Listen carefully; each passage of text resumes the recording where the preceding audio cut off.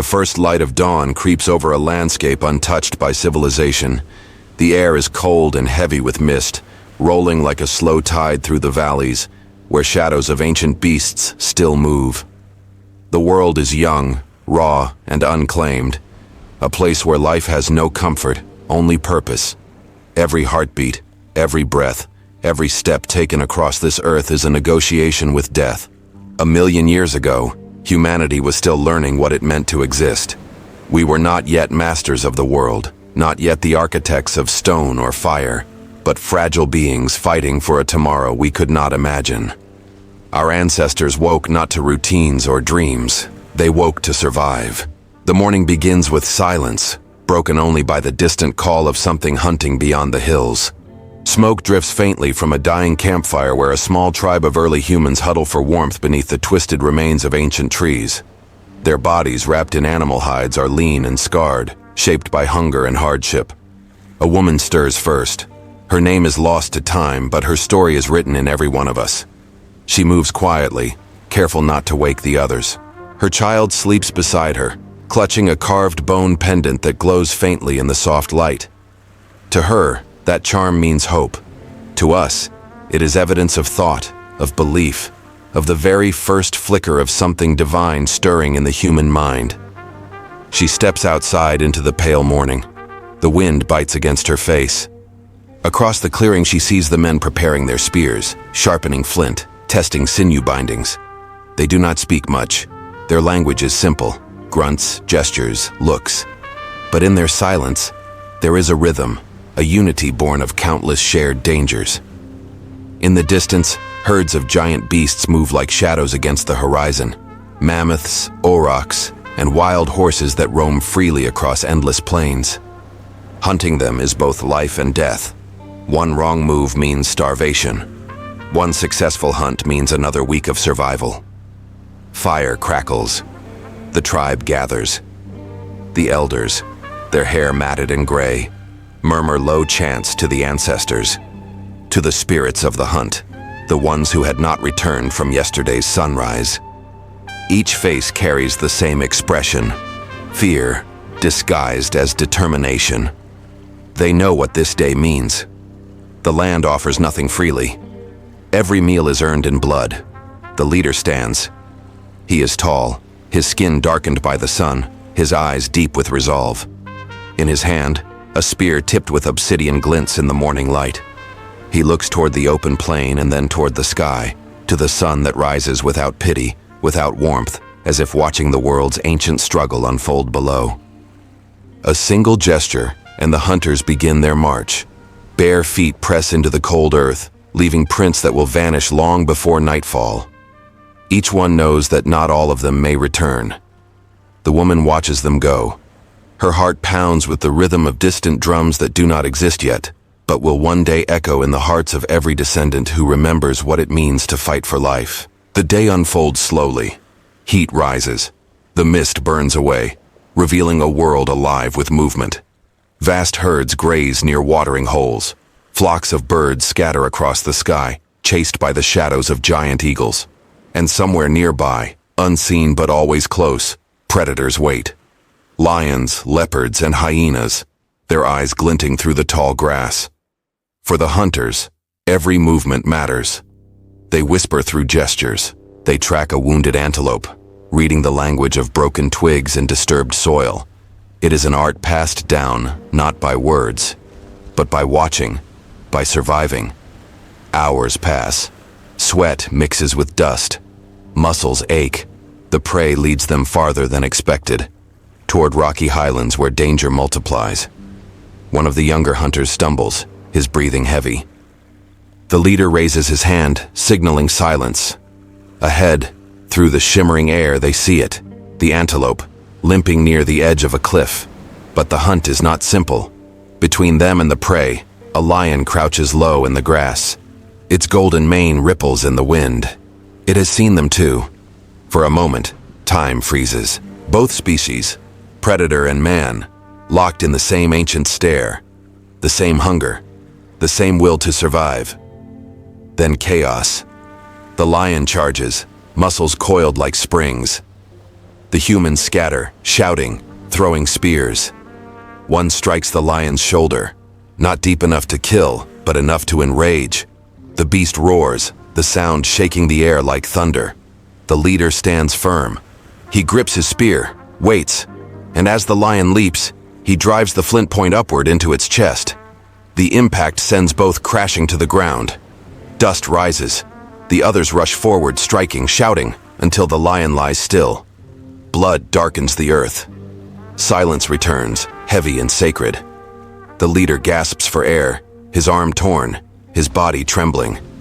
He looks at the lifeless beast and knows, victory is never free.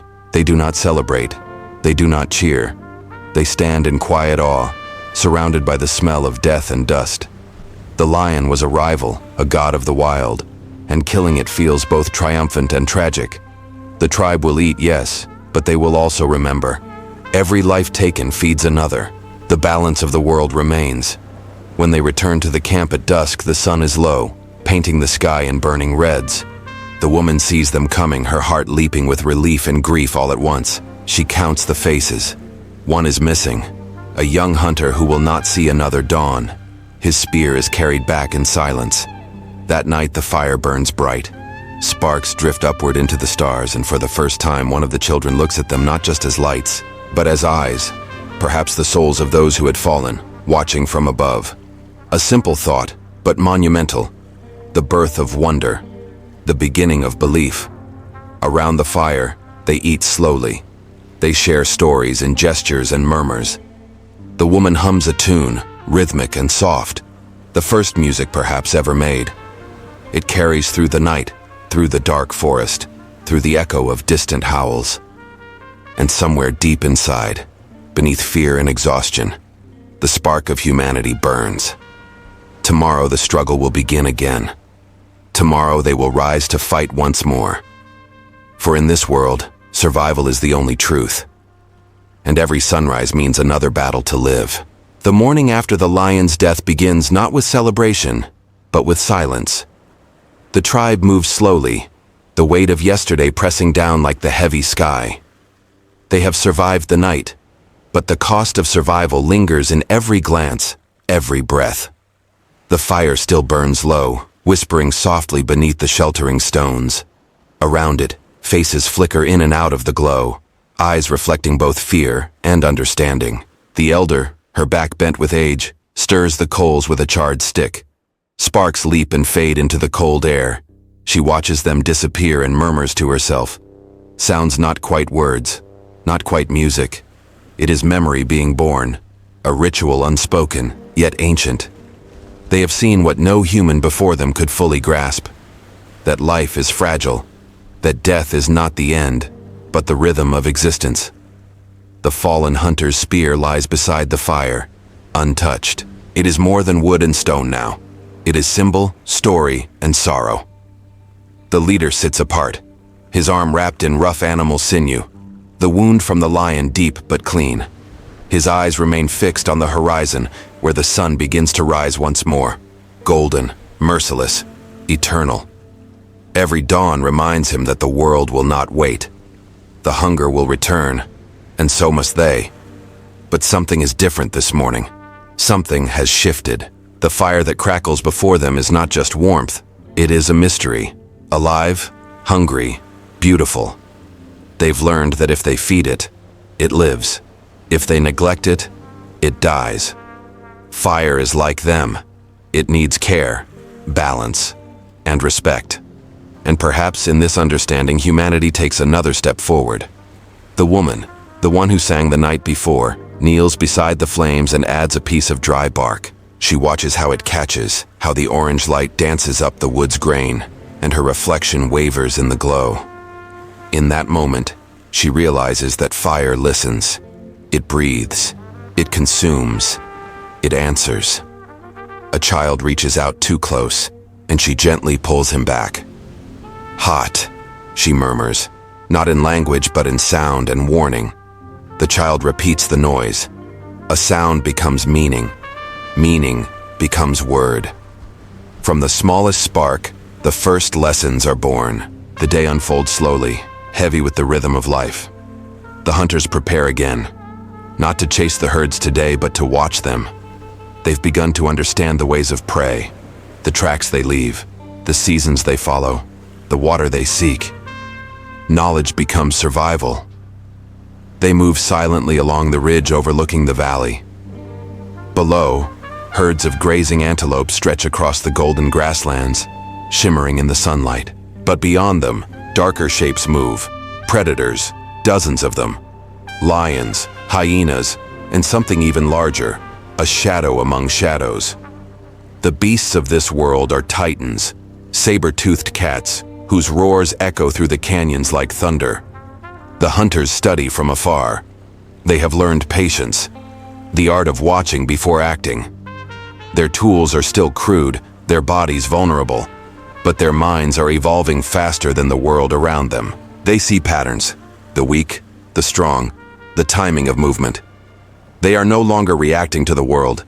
They are beginning to shape their place within it. Back at the camp, the women and children gather roots, berries, and wild tubers. They dig with sharpened sticks, sing softly, and keep watch for the shadows that move in the forest's edge. Every rustle could mean life or death. Every gust of wind carries the scent of something unseen. As the sun dips low, the hunters return with little food but much knowledge. They have learned where the herds travel and where danger sleeps. They have learned that survival is not only about strength, it is about memory. That night, the tribe gathers again around the fire. The elder begins to draw on the ground with a charred stick, black lines forming the shapes of animals, crude, yet alive. The first art, the first story. The others watch in silence as she recreates the world around them in symbols. For the first time, they are not just living in their world, they are imagining it. The woman hums again, her voice blending with the crackle of flames. The child watches the shapes in the dirt, pointing, learning. A spark of thought becomes a legacy. Days pass, then weeks. Seasons shift. The tribe moves with the land, following the migration of the great herds. Each day brings new challenges, storms that tear through the forest, rivers that flood, predators that stalk the night. Yet something within them refuses to break. They are beginning to master tools, not just spears, but scrapers, hammerstones, and digging sticks. Flint becomes their language. Every chipped edge tells a story of purpose. The woman has become the memory of the group. She remembers where the berries grow, where the safe caves lie, when the rains will come. The leader listens to her, not as man to woman, but as human to wisdom. In their fragile understanding of cooperation lies the seed of community. One evening, as the sun bleeds red across the plains, a storm rolls in, dark, violent, and full of sound. The tribe takes shelter beneath a rocky outcrop, clutching their fire against the wind. Thunder roars like the voice of the gods they have yet to name. Lightning flashes revealing shapes in the darkness, the bones of mammoths, the faces of fear. The leader stands at the entrance, his silhouette outlined by lightning. His eyes are full of something new, defiance. He raises his spear to the storm, shouting wordless sounds that carry through the rain. Behind him, the tribe listens.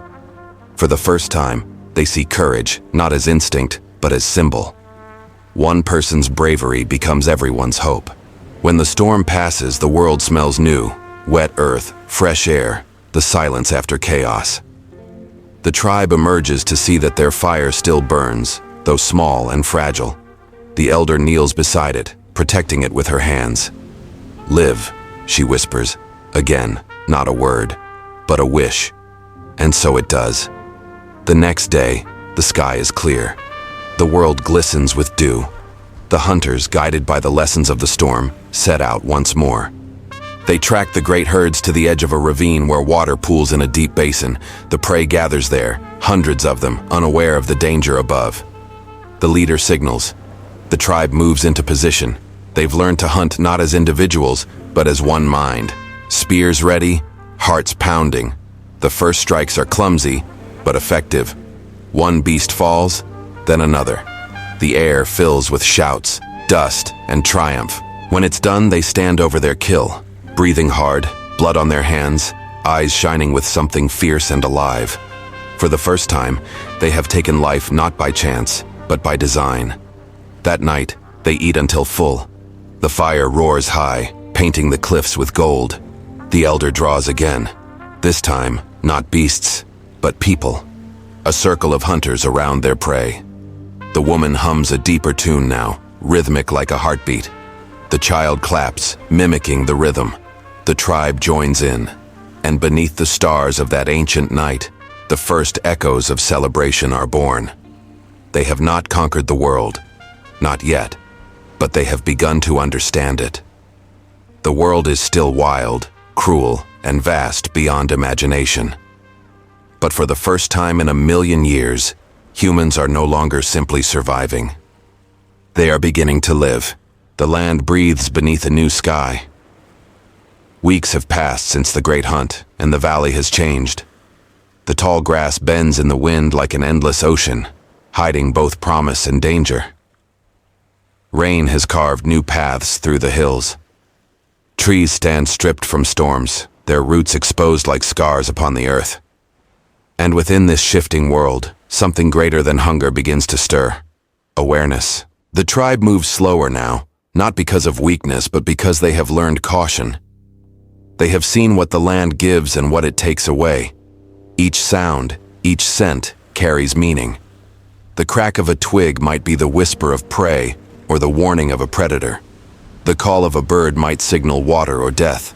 Their world is no longer chaos. It is language waiting to be read. As dawn breaks, the leader sits atop a rocky rise overlooking the plains. The wind tugs at his hair. He holds his spear upright, the obsidian point still dark with the memory of old blood. Around him, the horizon glows like a slow fire awakening. Every sunrise is both victory and challenge. Behind him, the tribe stirs. The woman, the child, the elder, the faces that carry the heartbeat of humanity. Smoke drifts upward from their small fire, spiraling into the cold morning air. They are learning that fire is more than warmth. It is safety. It is the sun they can hold in their hands. Today, they will move again. The meat from the last hunt is nearly gone, and the smell of scavengers lingers too close. The valley that once gave them life now calls others, hyenas, vultures, and packs of wolves that hunt in the dark. To stay is to invite death. They pack what little they own, bones sharpened into tools, hides for warmth, a few embers wrapped in dry moss. The child carries one, his small hands trembling with both pride and fear. In that fragile glow, he carries the future. The journey begins under a pale sky.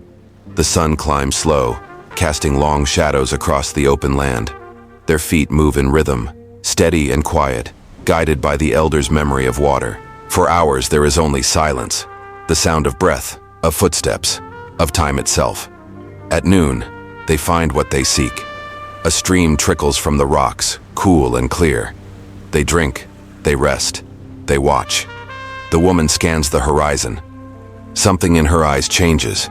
She has seen movement, not beasts, not wind, but shapes, upright and human. Another tribe. For a long time, neither group moves. They watch one another from across the valley, both cautious and curious. They look the same.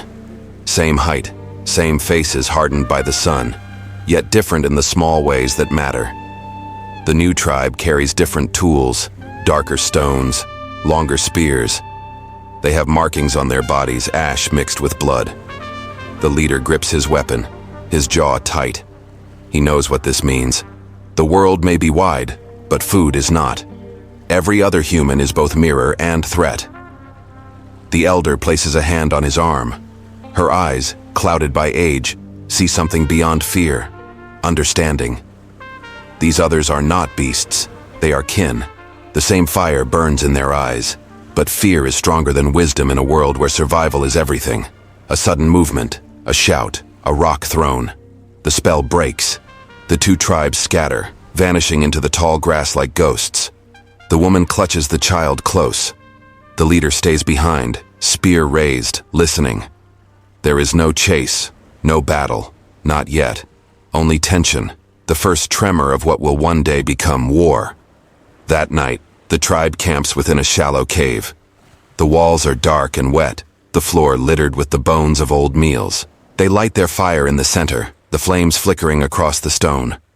The elder sits before it, silent. Then, with a trembling hand, she reaches for a piece of charred wood and presses it against the cave wall. Lines appear. Curves. Shapes. A herd. A hunt. A lion. The others watch, transfixed. They do not know it, but they are witnessing the birth of memory beyond words. The first art, the first story told not by sound, but by mark. The child mimics her, pressing his hand against the wall. The woman laughs softly, placing her own beside his. Soon the wall is alive with handprints, red, black, brown, a record of existence. Outside, the night is alive with sound. Wolves howl in the distance. The trees whisper secrets of the wind. But inside, for the first time, humans are creating something greater than survival. They are creating meaning. Days become weeks. The encounter with the other tribe lingers like smoke in the air. The leader becomes restless. He begins to train the younger hunters, not just how to kill, but how to move together, how to signal danger without sound. They develop gestures, shared meanings, the first structure of communication. The woman teaches the children how to collect food safely, how to read the trees, how to find roots that heal. Her songs grow longer, her rhythms more deliberate. She does not know she is teaching language, but the sound of her voice is shaping it. The elder watches all of this with quiet pride. She senses something powerful forming, not in muscle or tool, but in mind. Humanity is changing. One evening, as the sun melts into gold, the leader returns from scouting. He brings no food, but a warning. The other tribe has followed them. Their smoke rises beyond the ridge. The threat is close. The tribe gathers, fear thick in the air. The leader does not run. Instead, he does something no human has done before. He plans. He draws lines in the dirt, showing where the wind blows, where the rocks can hide them, where the fire can burn bright enough to blind. He points to the others, assigning roles, dividing strength. The hunters look confused at first, then nod. For the first time, action is born from thought, not instinct.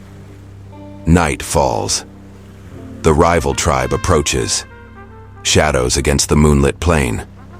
The fire burns higher, a trap set by design. When the strangers draw near, the leader signals. Stones fall from the ridge, spears fly from darkness, shouts echo like thunder. Chaos erupts, but controlled chaos. When the dust settles, the rivals flee, leaving only footprints and echoes. The tribe stands victorious, not by strength but by mind. The next morning, they stand on the ridge, looking at the rising sun. The leader's expression is calm, thoughtful. He understands now that survival is no longer just about the hunt. It's about unity, strategy, memory. He looks to the fire, to the elder, to the child who still holds the glowing ember from the cave. The tribe has changed forever. In that ember lies everything that will come: war, love, faith, story, and civilization. They do not know it yet, but humanity's journey has truly begun. As dawn broke across the endless savanna, the air shimmered with heat and danger. The horizon, painted in shades of amber and dust, was not a promise of peace, but a warning. Every sunrise marked another struggle, another day when life itself was an act of defiance against extinction. By now, early humans had become masters of endurance. Their bodies were lean and tough, shaped by a million mornings of hunger and pursuit. They had learned the rhythm of the land, when the predators slept, when the wind carried scent, when the shadows offered safety. They weren't the strongest or fastest, but they were the most adaptable. And in this unforgiving world, adaptation was survival. One group, perched along a dry riverbed, was stirring awake. The night had been cold, their fire dying to faint embers. But the smell of ash was comfort. It meant safety from the eyes that glowed in the darkness. Lions, hyenas, saber-toothed cats. Each had prowled the outer edges of their camp, drawn by the scent of roasted meat. But the fire's crackle had kept them away. As the sun climbed higher, the tribe prepared for the day's hunt. They moved quietly, using signals more than words. Speech was still in its infancy. Short bursts of sound, gestures, and shared looks carried meaning. A raised hand meant silence. A sharp hiss meant danger. They were bound by instinct and understanding, by the rhythm of survival that had become second nature. The hunters advanced through tall grass, each step deliberate. Ahead, the faint prints of an antelope told them the herd had passed at dawn. But they weren't just hunters. They were strategists. They learned to use terrain, to drive prey toward traps or rocky cliffs where escape was impossible. With sharpened wooden spears hardened in fire, they waited for the right moment to strike. It wasn't always about success. Many hunts ended in empty hands and hollow stomachs. Sometimes, the hunters became the hunted. The roar of a lion could scatter them into chaos. A single mistake, a broken twig, a flash of movement could mean death. But each failure taught them something new. How to read the wind, how to anticipate danger, how to endure. Back at the camp, others were working too. Women gathered tubers, berries, and nuts. Children learned by imitation, watching, copying, remembering. The old ones, though few, shared stories through gestures and sounds, fragments of memory passed down like sacred fire. These were the first sparks of culture, of something greater than survival. Knowledge. That evening, when the hunters returned, the tribe gathered around the flames. The light flickered across their faces, carving shadows into the cave walls. The scent of cooked meat filled the air, a rare victory. The group feasted in silence, their eyes reflecting both satisfaction and exhaustion. Around them, the wilderness hummed with life. The calls of night predators, the rustle of unseen movement, the heartbeat of a world untamed. For early humans, every day was a battle, but also a lesson. Every loss reshaped their minds. Every victory pushed them closer to something extraordinary, awareness. They were learning that together, they could outthink the beasts that once ruled them. That fire could be both weapon and warmth, that their voices could echo beyond mere instinct. The night deepened. Stars burned bright over the plains, and the tribe huddled closer, feeling the pulse of life under the open sky. They didn't yet know it, but they were writing the first silent chapter of humanity's story, a story of courage, hunger, and unbreakable will. Because in this world, survival wasn't just about living another day. It was about becoming something more. The next morning, the plains were bathed in a golden haze. The early mist clung to the ground like a ghostly veil, muffling the sounds of distant beasts. Dew sparkled across blades of tall grass, and the wind carried the scent of the wild, of damp soil, of life, and of danger. In this raw and merciless world, survival was not a right. It was something earned day after day. The tribe stirred slowly. Their leader, an older hunter with scarred arms and eyes that had seen too much, rose first. He scanned the horizon, reading the land like a story written in shadows. He could tell where herds had passed, where lions had lain in ambush, where the air carried the metallic tang of water. His mind was not only instinct, it was memory, and in that memory lay the tribe's survival. Nearby, younger hunters sharpened their spears on flat stones. Others prepared nets woven from vines, their fingers moving with precision born of repetition.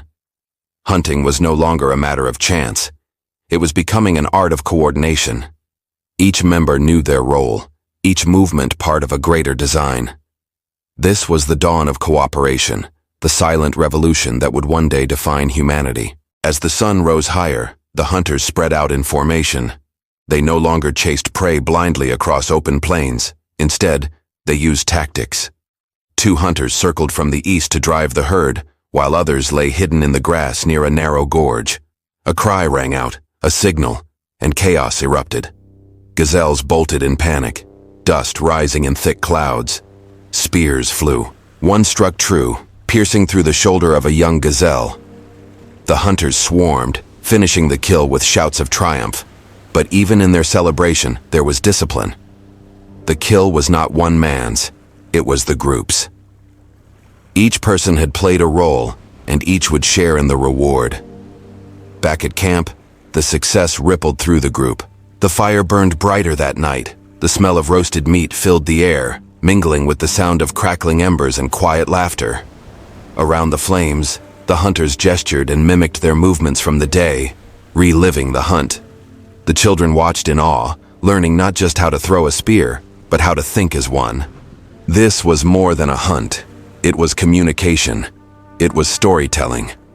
Language, still primitive and broken, was beginning to take shape. Simple words formed around the fire. Names for animals, gestures for directions, sounds for warnings. Over time, those fragments would evolve into something extraordinary, the power to share ideas, to plan for tomorrow, to dream. Far away, under the same stars, other tribes were learning too. On the edge of a forest, one group discovered a way to preserve fire by carrying smoldering branches in hollow bones. Another learned to crack stones in a way that produced sharper, deadlier edges. Each discovery spread like sparks across the ancient world, carried by migration and memory. But cooperation came with a price. As tribes grew larger, conflict became inevitable. Territory meant survival, and the borders between groups blurred in the dust of the savannah. One night, as the tribe slept, they were awakened by distant cries. An attack. Shadows moved through the darkness, spears glinting under moonlight. The first wars were not fought for power or conquest, but for food, water, and safety. The clash was brutal and short. When the sun rose again, the survivors gathered in silence, mourning the fallen. Yet even in loss, something profound emerged. Unity. They buried their dead together, marking the earth with stones. It was the first sign of reverence, of memory, of something sacred awakening in the human heart. That day changed them. They began to watch over one another more closely. They built shelters closer together, moved in tighter formations, and shared not just food, but responsibility. The tribe was no longer a group of individuals. It was a family, bound by purpose. As night fell, the fire once again became their guardian. The old hunter sat quietly, staring into the flames. He knew their world was merciless, but he also sensed something shifting, something greater than fear or hunger. Cooperation had given them strength, memory had given them wisdom, and the bond between them was the beginning of something immortal. The stars glittered above like distant fires, and beneath their cold light, humankind took another silent step toward becoming what they were destined to be.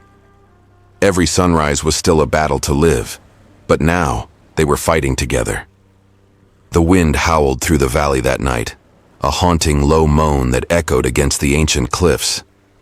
The fire flickered weakly, struggling against the breath of the wilderness. Around it, the tribe huddled together under a sky so vast it seemed to swallow them whole. For countless generations they had feared the dark. It was the realm of predators, the time when eyes glowed from the shadows and screams of the hunted tore through the silence. But now, the fire changed everything. It was more than warmth. It was a symbol, a barrier between man and chaos, a fragile light that defied the endless night. The old hunter, now gray, scarred, and silent, sat closest to the flame. His weathered hands moved rhythmically, rubbing two stones together, each spark a tiny miracle. The others watched him in awe. To them, he was more than a man. He was a bridge to something greater, to knowledge, to control, to a world beyond instinct. The flames danced higher, casting shapes upon the cave walls. The children gasped as shadows moved, beasts, hunters, and spirits born of light and imagination. For the first time, humans saw more than survival. They saw stories. One of the young hunters reached out, dipping his fingers into ash and red clay. He pressed his hand against the stone. When he pulled it away, his mark remained, a print that would outlive him. Others followed, adding their own marks, shapes, and figures. Mammoths, lions, the sun, the hunt, crude yet powerful symbols of their lives. It was the dawn of consciousness. Through these markings, they learned something profound, that they could preserve not just food or fire, but memory. Their hands, their minds, their stories, all leaving traces for the future. As time passed, new rituals emerged. Before each hunt, they painted the hunters' bodies with earth and ash. They believed the markings gave them strength, that the spirits of the beasts would honor their bravery. And when someone died, they no longer left the body for scavengers.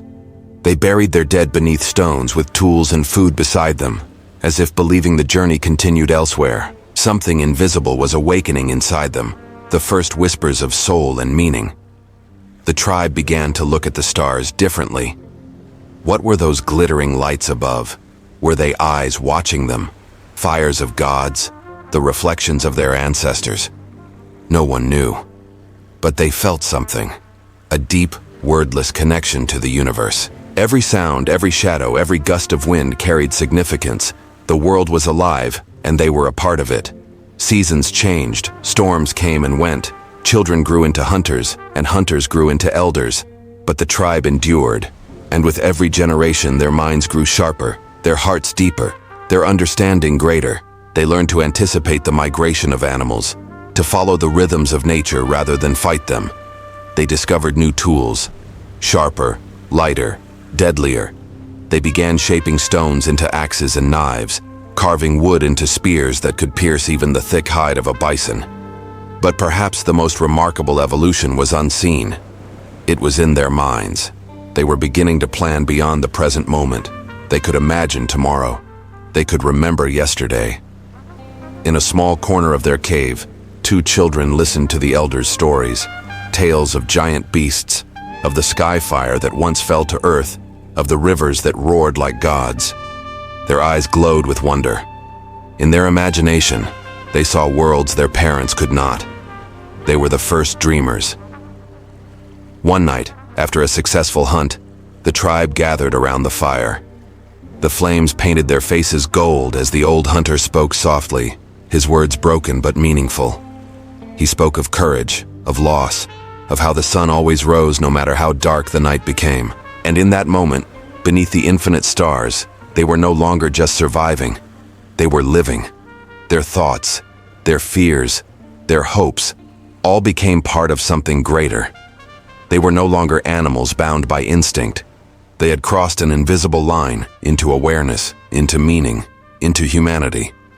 As dawn broke over the valley, painting the plains in hues of amber and red, the tribe stood together watching the sun climb over the horizon. It was more than warmth. It was a promise that even after the longest night, light would return. Every sunrise was still a battle to live. But now, they fought not only for survival, they fought for love, for memory, for the fire that burned within. This was the birth of humanity, the spark that would one day build civilizations, create gods, and dream of stars. The world was brutal, but so was their will. And as the first rays touched their faces, one truth echoed through the ages. Life would never stop fighting to live.